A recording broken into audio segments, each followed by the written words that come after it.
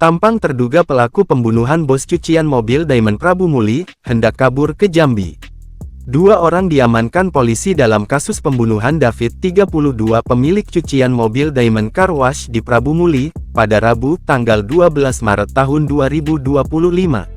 Tak hanya dua orang yang diamankan, mobil Toyota Rise BG 1537 warna kuning milik korban pun berhasil ditemukan oleh polisi. Menurut informasi berhasil dihimpun Tribun Sumsel, dua orang ini diamankan saat hendak kabur ke Jambi. Saat ini dua orang tersebut masih dalam perjalanan menuju kota Prabu Muli dibawa oleh tim Satuan Reserse Kriminal Satreskrim Polres Prabu Muli. Dari foto beredar di media sosial, dua orang yang diamankan dalam keadaan diborgol mengenakan baju biru dan orange.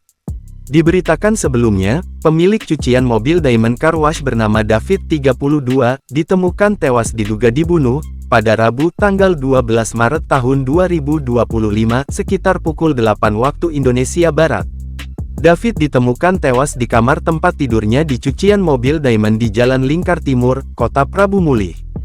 Tewasnya David pertama ditemukan oleh karyawannya bernama Ayu, saat itu Ayu hendak bekerja di bagian kasir tempat cucian mobil tersebut.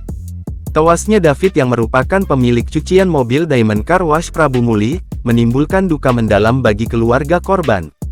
Henry yang merupakan ayah korban mengaku mendapat info dari karyawan anaknya David yakni Ayu yang menghubungi jika korban telah tewas. Setiap hari kami seteleponan, terakhir kemarin memberitahu kalau kompresor rusak.